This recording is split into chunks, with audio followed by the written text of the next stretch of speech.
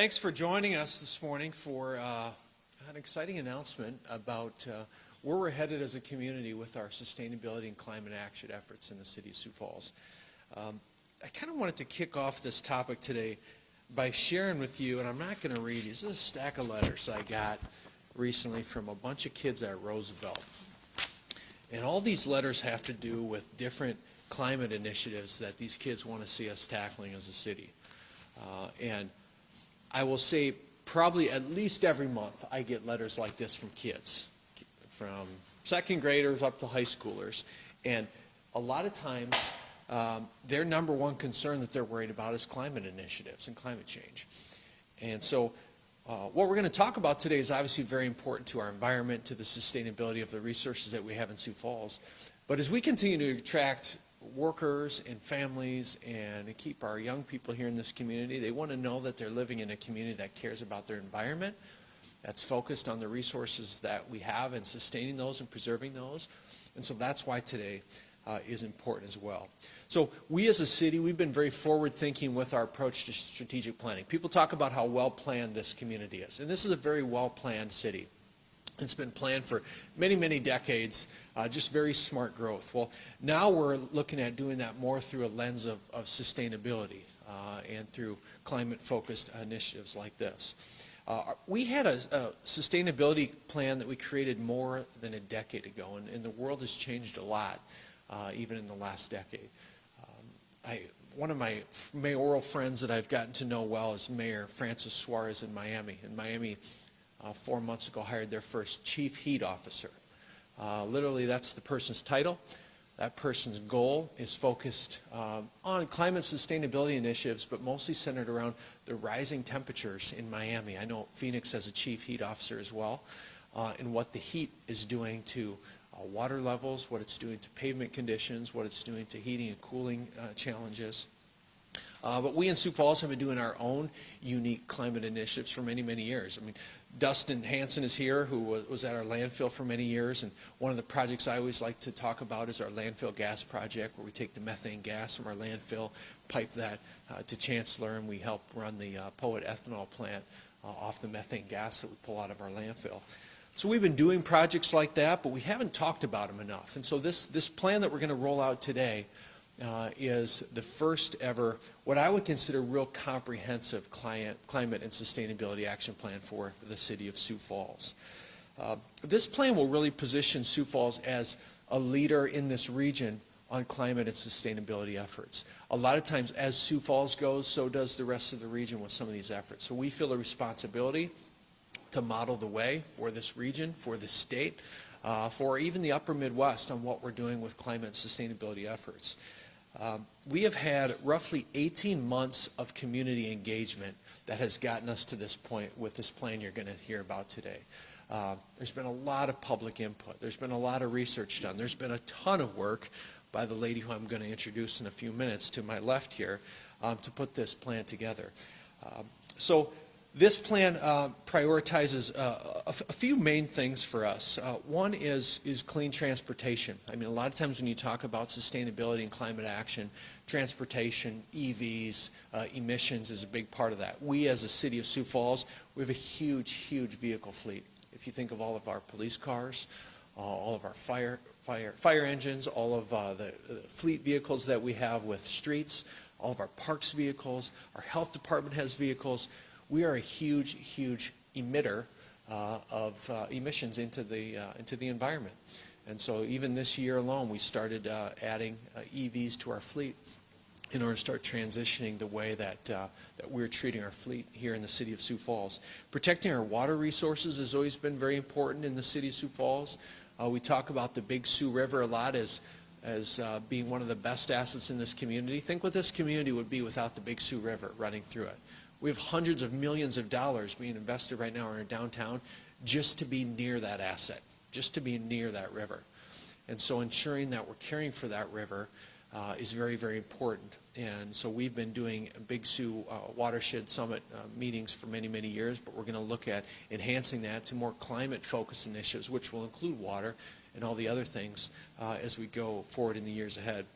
And, you know, the other thing that we often talk about, too, that maybe people don't realize maybe is connected to this is even things like food access and what food access has to do with climate and sustainability in the community.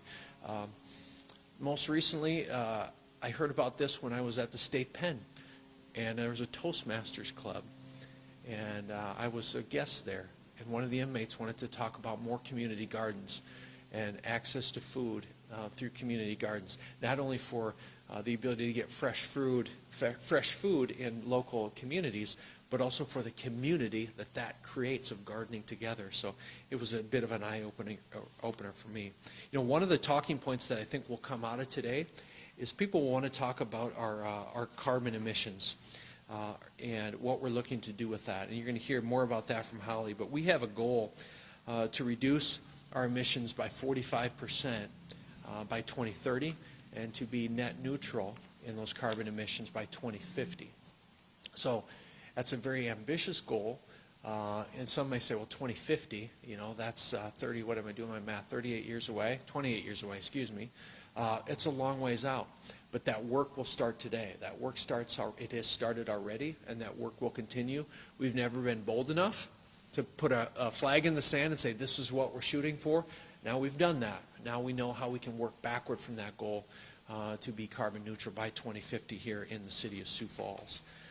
Some other benefits of this plan is that it will also focus on equity. And I think what people maybe don't often realize as well is that the health risks and impacts of climate change often disproportionately affect some of our vulnerable populations.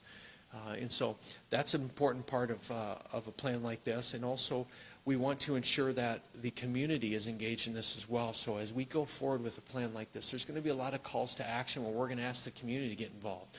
We're going to ask people to maybe do things they haven't historically had to do. I'll give you a very small example before I close it up, and then I'm going to turn over to Holly to get in the guts of the plan. Recently, we passed an ordinance that would require our trash haulers, or that would require, our residents to bring their trash cans to the end of their driveway. Okay? Instead of having them up at the house, people would have to come and bring them to the end of the driveway. Well, the number of emissions that will reduce alone from the trucks that have to sit there and idle during that trash collection process, that's a very small ask of a resident, but the impact that can have on the emissions that those big trash collection trucks emit into our environment is very substantial. But that wasn't without controversy. It wasn't without controversy for a lot of reasons. And so we're going to have to ask our residents, and you as a community are going to have to get more comfortable with doing things you maybe haven't historically done for the betterment of our environment, for the betterment of our community. So more of that will be coming in the future. Last slide I'll close with here, because I think this does a great job of kind of highlighting what are some of the climate challenges that we have currently, anything from hotter temperatures, food insecurity, landfill waste, flooding, dealt with almost all these in my first term as mayor, to how are we looking at more renewable energy, how are we having more walkable neighborhoods so that we don't have to be as reliant on our vehicles, how are we looking at more green infrastructure. Tree planting is very important given the emerald ash borer and what that's done to our community over the last few years. Including the big thing being waste reduction and recovery, and there's a lot of work being done at our landfill on that as well, and unique things that we're doing at our landfill, not unlike the methane gas example I just shared. So really the architect of this plan is someone who's done an incredible amount of work on this. She's an incredible champion for this. Her name's Holly Meyer, and she's going to walk through this plan a little bit more with you.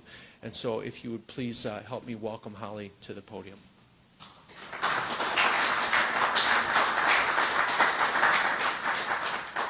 Thank you so much, Mayor. It's a real pleasure and honor to be with you all today.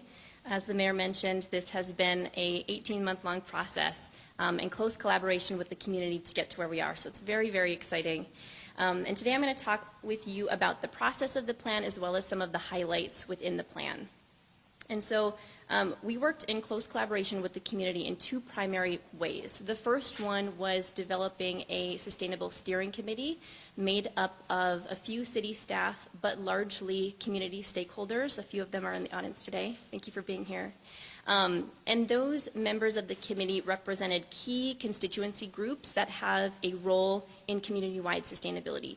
They were really integral to bring in their expertise from their sectors, because we are not experts in everything, so it was really imperative we had their voices at the table everywhere, or stakeholders from education, local business owners, the Chamber of Commerce, energy sector, a whole host of sectors, and that was really helpful in the development of the plan, so thank you to that committee. The second way we collaborated with the community is through our public engagement phases. So throughout this 18-month-long process, we have had 3 community engagement phases where we seek feedback from the community. We want to know what people are thinking about on these issues, what are their concerns, what are their needs that need to be integrated into the plan. And so that first community engagement phase happened in April of 2021. It was during COVID, so it was an online survey that we did that full month. We had about 1,300 people respond to that survey, which was really exciting. And from that survey, we learned what people were thinking about. You know, we learned that they want to see food composting in food waste composting in our community. They want to see efforts around water quality and conservation. And what was really exciting too is we heard the depth of interest in this topic. We asked in that survey the respondents, you know, do you care about this issue? Are you concerned about sustainability and environmental issues? We asked, are you concerned about environmental hazards like flooding, like droughts in our area?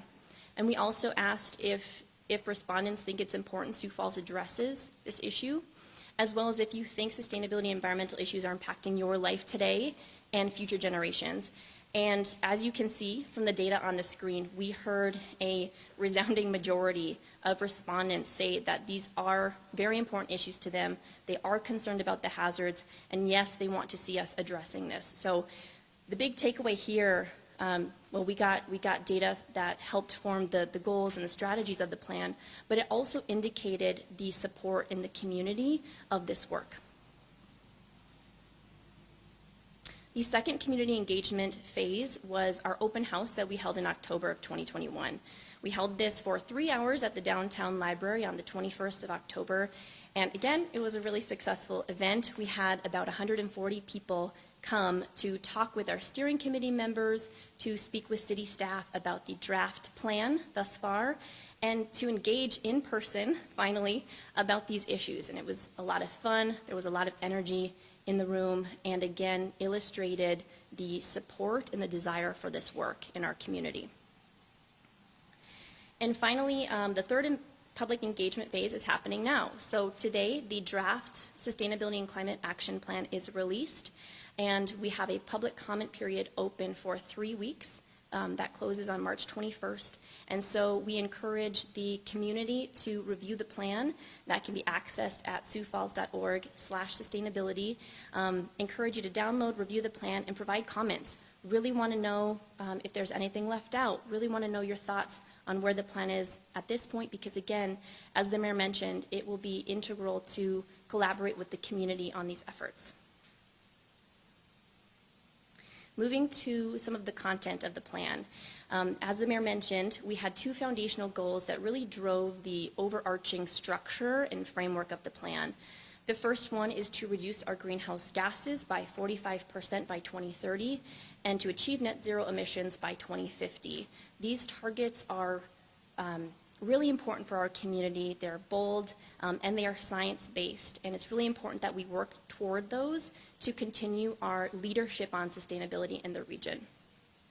And then the second one is to prioritize social equity. As the mayor mentioned, vulnerable community members can be disproportionately affected by environmental and sustainability issues. And so as we are implementing the initiatives drawn up in this plan, it's very important that we are making sure all community members have access and receive the benefits of sustainability initiatives. The plan is also organized into 6 focus areas. I'm not going to go too deeply into each of these, but essentially each of these focus areas is a sector for work in the plan. And I think what is really illustrative of this graphic is the breadth of what sustainability and what this plan is covering. It is a really comprehensive plan, and each of these focus areas has specific goals, strategies, and actions that are aimed at addressing the challenges in that area and also bringing forth the many benefits to working on those areas. So for example, community vitality and sustainable living. We have goals around increasing locally produced and accessed food. And of course, food insecurity is an issue our community is dealing with. So not only does that help reduce emissions because of lowering the amount of transport needed for food, but it also helps reduce food insecurity in our community. So there's a lot of initiatives like that in the plan that have a host of benefits incorporated within it.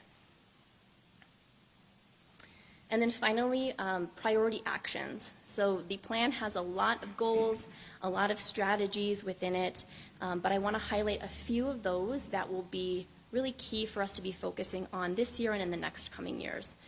The first one of those is transitioning to clean energy and making our buildings more energy efficient.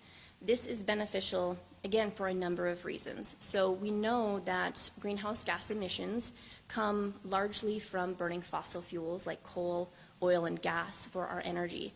So transitioning to clean energy is an important part of lowering our emissions, but it also has substantial health benefits for our community.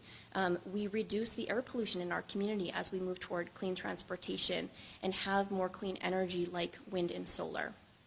Energy efficiency is important because, again, reducing emissions, but also having more energy efficient buildings can improve the comfort and the safety and the overall health for residents in those buildings. And then clean transportation, I mentioned very briefly, and the mayor has as well. So, thinking about our transportation now, that is a big component of our overall emissions as a community. And because of that, it's a real wonderful opportunity for us to be addressing that area, to be reducing our emissions, and again, improving public health outcomes. So as we transition to cleaner transportation options, like electric vehicles powered by clean energy, like sustainable biofuels, we have the opportunity to immediately improve the air quality in our community, which has positive health outcomes, and it's really significant. And this also includes increasing ridership on public transit, which our city is currently working on a lot with the SAM On Demand project, as well as supporting and promoting active mobility options like bicycling for transportation and walking. And then finally, the priority action to note is the city organization itself will be working hard to integrate sustainability and the components of this plan into our city policies and processes. We are doing that already in a lot of ways, and as the mayor mentioned, the city has been working on sustainability for over a decade. So we have a really strong foundation to build upon, and there are some ways we can integrate this work into more of our processes, for example, in the budgeting process. So next steps for the plan.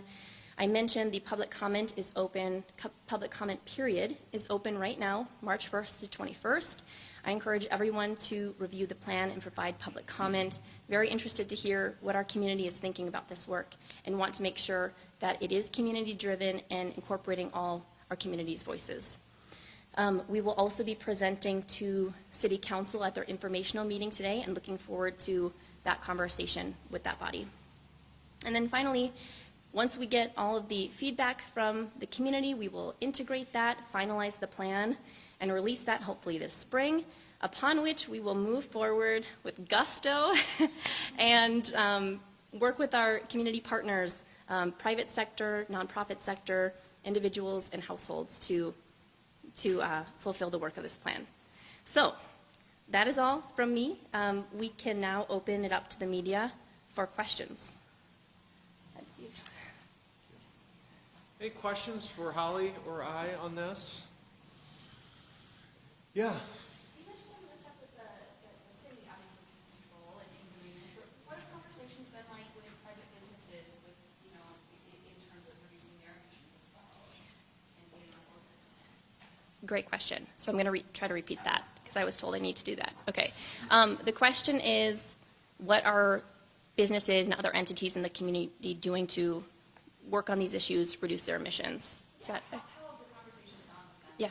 With this thing, got this thing out? Yeah, that's a great question. So we know that we needed to have those stakeholders represented on our steering committee because they're such important voices in our community.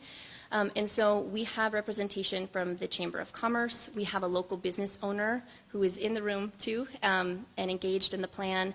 We also have Xcel Energy was represented on the plan, so the utility sector, which is doing a lot of this work on their own. So collaborating with those steering committee members was really important. We asked that they come to those meetings and represent the key issues from their sector, and we know that moving forward, we will need to be partnering with those community members to fulfill the plan because it is a community plan. And we've heard really great support and interest from those stakeholder groups. I'll tell you that, in my opinion, the cost for being climate friendly is still expensive, right? You think of like LEED certification and so forth. So electric vehicles, they're still very expensive. So the market has not caught up yet in terms of making it budget friendly for businesses to want to adapt to this, because a lot of times they haven't felt the pain of climate and sustainability yet in their business. So I think part of this will just come over time as they see the city modeling the way on some of these practices. It hopefully will then trickle down to the business community.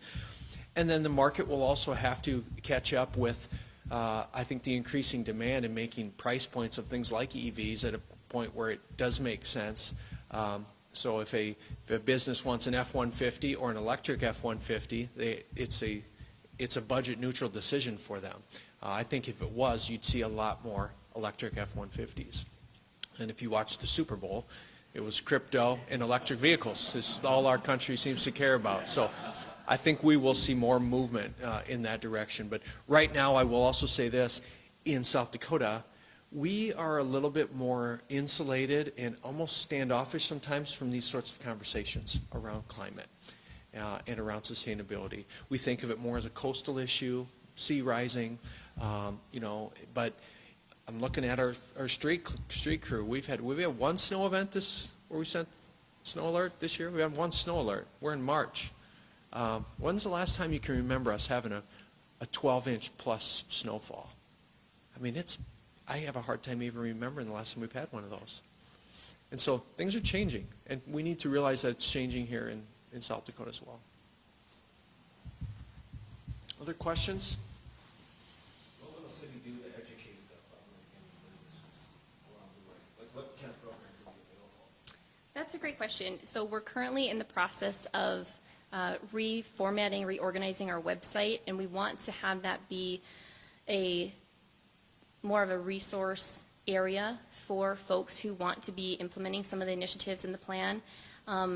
So having resources readily available, that's going to be really key. We're also going to be continuing our social media efforts and having community events and outreach events in the public. And then also, again, just working with our other stakeholder partners like business community, like the Chamber of Commerce and the Development Foundation on these efforts and have them help work with those groups through their channels is going to be important. And we're also going to need the support of the media as we keep moving ahead. As we have an initiative that is unique that we're doing as the city that's highlighting some of the work in this program, we're going to be pitching stories and say, hey, here's a neat composting thing we're doing that anybody in the community could do. The city's doing it. So that PR effort's going to be important too, just to keep talking about some of these initiatives in a very public way. Okay, thanks for being here today. Appreciate it.